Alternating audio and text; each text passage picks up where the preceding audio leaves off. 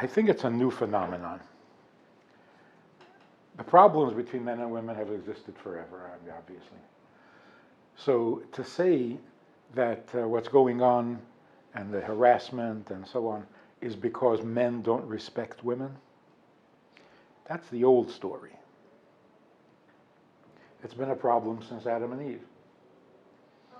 And I think it's gotten a lot better.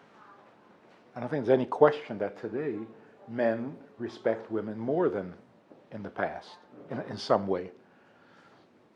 And yet, there's all this stuff going on that is disturbing. The abuse of power, that's an old story. That's been around forever. I think what's new today is not that there's a lack of respect of men to women. I think that there is a lack of respect by both men and women for intimacy itself. This is not a man-woman issue. This is a question of what constitutes intimacy. And if we don't know the definition, if we don't know what is intimate, there's going to be a lot of misunderstanding, even with the best intentions. So there are men who do respect women, and yet they behave in a way that could be offensive. And if you ask them, why did you do that? Their answer would be, do what? It was nothing. And for a long time, like you say, it was nothing. It was acceptable. Since the 60s. I think we're paying the price now for that liberal attitude about intimacy, where free love became an ideal. You don't have to be so serious about it. You don't have to be so uptight about it. It's natural, it's fun, it feels good, enjoy, relax. So at the time, it sounded at least decent. Make love, not war, and all that. But when you say free love, free of what? Free of charge? It meant free of commitment, free of attachment, free of emotional involvement, just recreational. And it really sounded nice. And for a long time, men and women enjoyed that new freedom. We felt liberated. Now we're paying the price, I think. Because if we don't have a definition for what intimacy is, we're going to cross the border, even unintentionally. So, like shaking hands. Could there be anything more innocent than that? And yet, if someone has intimate intentions, it can become creepy. Like you shake somebody's hand and he holds your hand 3 seconds longer than necessary. It's creepy. Now what happened? 3 seconds more, 3 seconds less. It's just a handshake. So the guy's a little enthusiastic, so what? It's a misunderstanding. And that can apply to so many circumstances. What, you thought I was being intimate? No, I was just being friendly. Oh, you thought I was just being friendly? No, I'm really into it. How are you supposed to know? So a good example would be closing the door. You walk into a woman's office and you close the door. And she says, leave the door open. And I said, why? What are you, suspicious? Are you accusing me of something? And it becomes nasty. So rather than insult the guy, you let him close the door. And then it's downhill from there, because if you're not going to object, where is it gonna?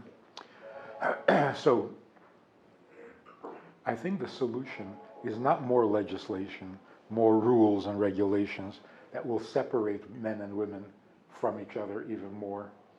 That's not a good thing. What we need really is a definition of intimacy. Because what has happened is that intimacy is now a subjective experience. If you meant it as being intimate, if you were feeling intimate, then it's intimate. But if you weren't, then every act, every touch, every activity is non-intimate because you didn't intend it to be.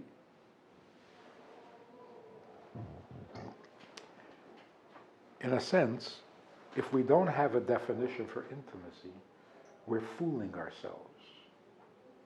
You can be doing something that is inherently, essentially intimate, and you convince yourself that it's not because you're not in the mood. That's dangerous. Intimate is intimate. It's a reality. There's a natural instinct, there's a natural response that comes from being intimate. And if you're being intimate and there's no response, the intimate is still intimate. You're just a little out of touch. You've become a little dulled. So, for example, years ago, these teenagers in Minnesota were going to go on a camping trip. And they had studied a little bit of Jewish law and so on. They decided they want to make it kosher. So they come to me and they say, how can we make this camping trip kosher? I said, who's going? I said, 8 of us, 4 boys, 4 girls. Where are you going? Out to the Boundary Water camping sites. We're going to be there for whatever, 7 days in a tent. I said, not kosher. And they said, we haven't talked about the food yet. I said, no, the whole thing is not kosher. And they were offended. And they said, you know, we do everything together. We've always done everything together. We grew up together. In fact, last year we went camping, and one of the sleeping bags got a little too close to the fire and was destroyed, so we shared a sleeping bag. Nothing happened. Nothing happened. First of all, if I were you, I wouldn't be so proud about that. What is wrong with you? What do you mean nothing happened? Go see somebody professionally. You know, this is a problem. But the real problem is sharing a sleeping bag is nothing. What did he mean when he said nothing happened? I mean, they didn't actually have sex? Okay. But to call sleeping together in a sleeping bag nothing, that's not true. It's not true. He is disciplined. He's used to this. He's turned off. He's jaded, or whatever it is. But being together in a sleeping bag is nothing? How can you say that? It is something. It's a major something. Even if nothing else happened, something very intimate happened. How do you call that nothing? So there's, I think, where the problem is. Intimacy is a reality. Being together in a sleeping bag? How do you define that as non-intimate? What, you're trying to fool Mother Nature? That is intimate. It's very intimate. It's as intimate as it gets. And to think nothing happened because she's not my type or I wasn't in the mood, that's your problem. That doesn't mean that the nature of the act has changed. Your subjective reaction has changed or is lacking. But the act itself is an act of intimacy. Now, is that also true if you close the door and there's no access, there's no window, there's no glass? You're very private. Is that not intimate? Sure it is.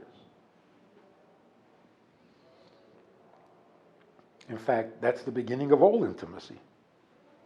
The first step in intimacy is privacy. So, I had this experience, which I think is relevant here. We have this program for women, They come to the center in Minnesota. They stay for 2 weeks, 3 weeks, a month, crash course on Judaism. And this is back in the 70s when women were nonconformist. They didn't want to play the beauty game. They weren't going to, do the game that their parents played, and so they kind of neglected themselves. And some of them were very religious about it, and they neglected themselves badly. There was this one woman who had gone way, way too far. The other women would not share a room with her. Anyway, it was really bad. She needed to talk to me privately, and I had this tiny little office, closet, whatever we call it. So we went inside. It was just big enough for two chairs on a little table. She was sitting next to the door, and she closed the door. I said, leave the door open just a bit. She said, why? I said, because a man and a woman should not be alone in a room with the door closed. She started to cry, sobbed her heart out. And I thought I had offended her. But eventually she said, this is the first time anyone has ever treated me like a woman. Now, if intimacy were a subjective phenomenon, she could close the door. There was nothing going on here. Close the door, do whatever you want. But that's just me. That doesn't change the nature of intimacy. So she closed the door, a man and a woman, it's intimate. I'm not in the mood, that's my problem. So we got to stop treating intimacy like a choice. If you want the touch to be intimate, then it's intimate. If you don't want it to be intimate, then it's not intimate. There's no such thing. A friendly touch, unless you're fighting, or you're a professional healer or doctor, a friendly touch is intimate. Do you both agree to be intimate to that degree? Then go for it. If there is no understanding, there's only the assumption, then you can't risk it. So,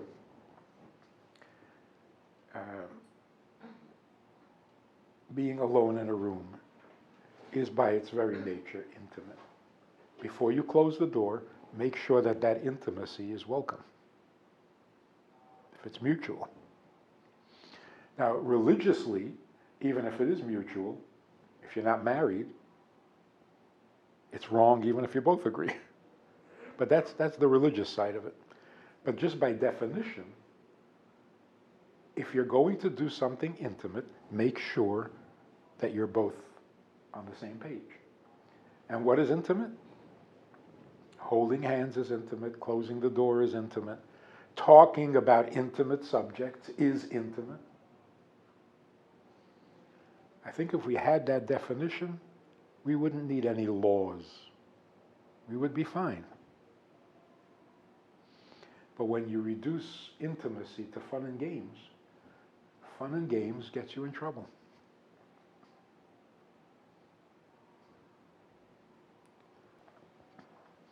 Every company should make it very clear.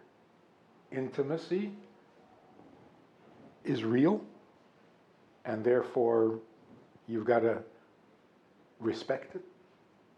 You have to follow its laws because they're real, and you can't play this free love game anymore.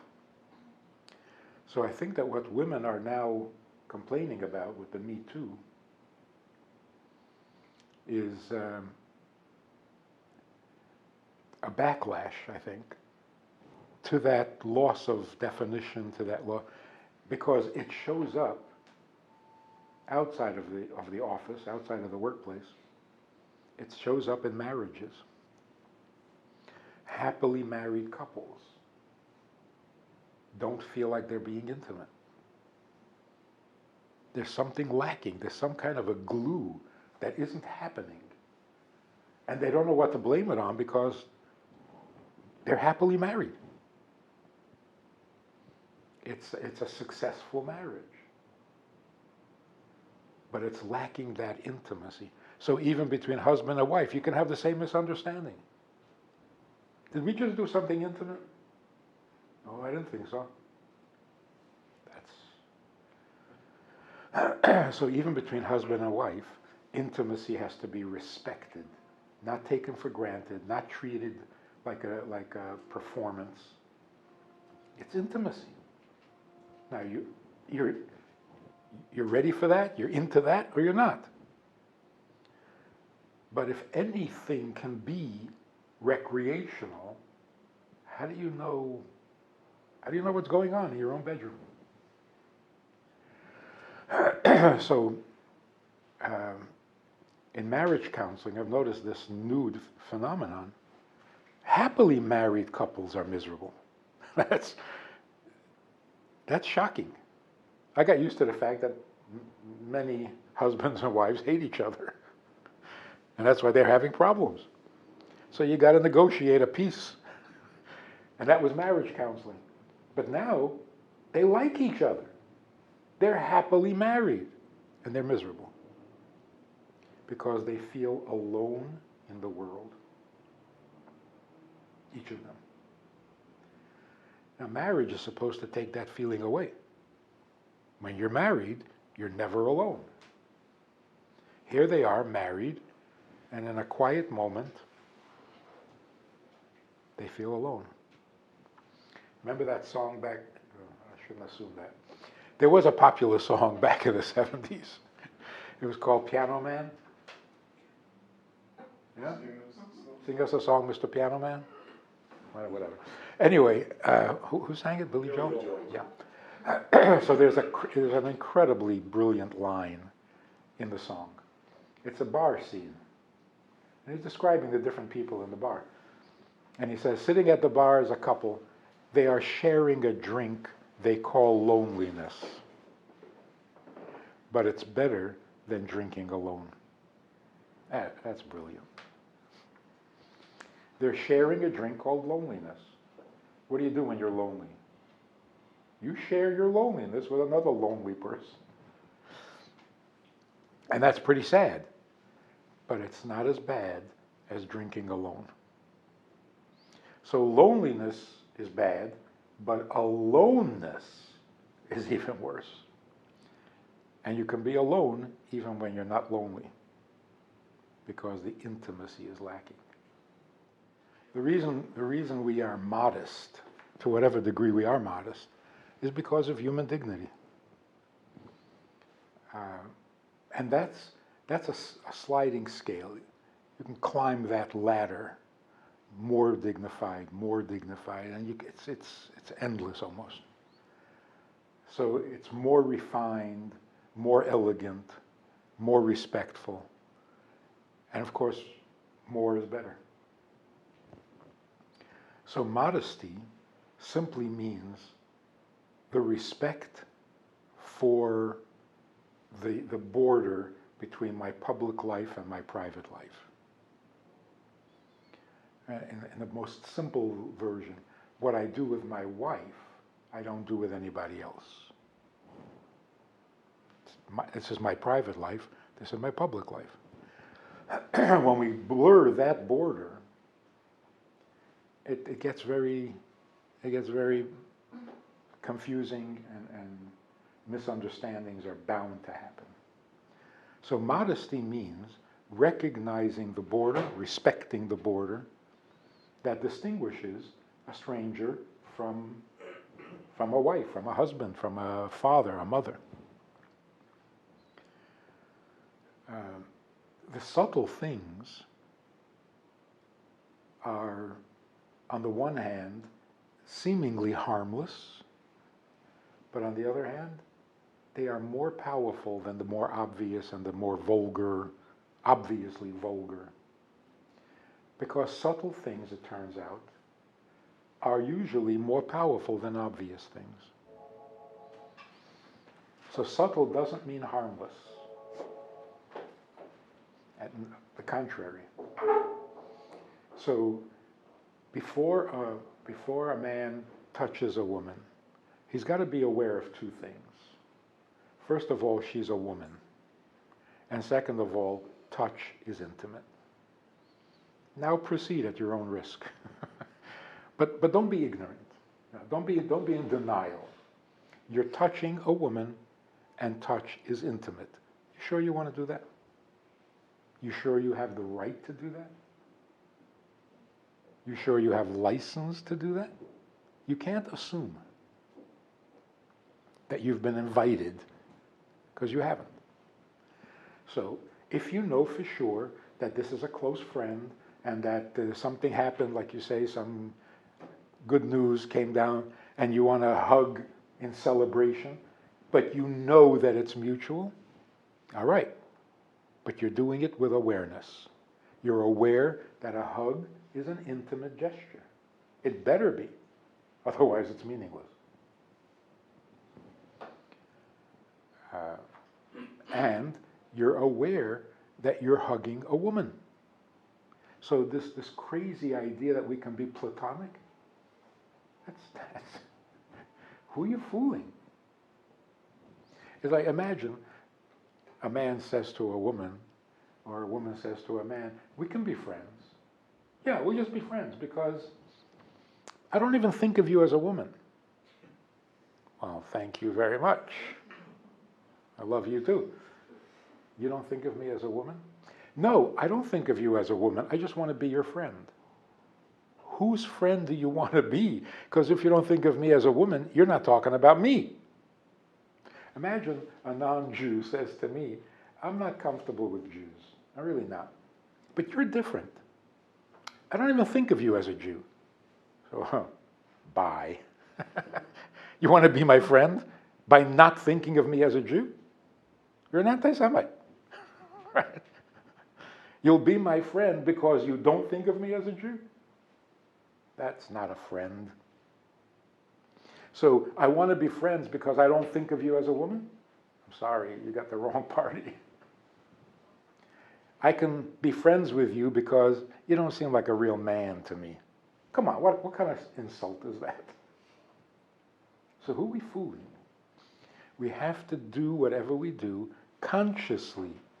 We have to be conscious of the fact that what I'm doing is intimate and I'm doing it with a woman, with a man. This is serious stuff. And it's beautiful stuff. It's not serious crime. No, it's seriously beautiful. And therefore it deserves the respect and the modesty that grandparents had. Okay, great-grandparents. If the message is, I'm interested in intimacy, then fine. That's what you want to do, go for it. Most women don't mean that.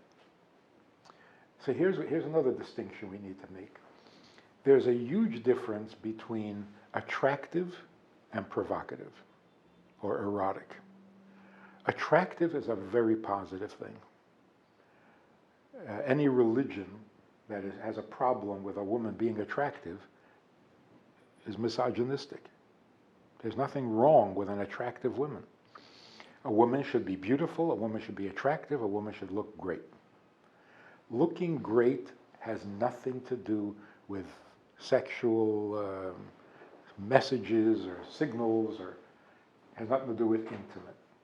Beauty belongs in the public. Beauty is in the eyes of the beholder. It's meant for the viewer. It's meant to be seen. Intimacy is meant to be invisible. Because it is. Intimacy is an invisible thing. You can't draw a picture of it. But you can draw a picture of beauty.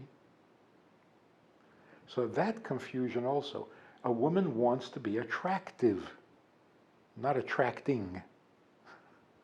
She's not sending messages that I want you, I'm interested in you, or I'm available to you. But it crosses the border because factually, there are parts of the body that belong to your intimate life, not to your beauty life. And that's where modesty comes in. So, are legs and arms part of the public or part of the intimate? So here again, we have a very realistic definition. Closing the door and creating a privacy, it's an intimacy. Intended, unintended, it's an intimacy. The body, from your elbows and upwards, is intimate. Why? Well, how else are you going to be intimate? You don't hug someone with your wrists, unless you're allergic to them. You don't hug with your wrists. You hug with your upper arm. So from the elbow and up is reserved for intimate activity. From the knee and up is intimate activity. And you can use it by denying its intimacy and say, no, it's just good looking. It crosses the border. So by natural definition, the body that is capable of true intimacy should be reserved for that purpose. You don't hide your face like some cultures. Why are you hiding your face? Face is not reserved for intimacy. Face is your beauty. Why are you hiding it? In fact, in Jewish practice, a married woman wears a wig. And everybody has that question like, well, what's the point? The wig looks better than your hair. As if the wig was meant to make you look bad. It's not. On the contrary, if it makes you look better, that's great. A little perk on the side here. Partner with Rabbi Friedman. Visit itsgoodtoknow.org/support.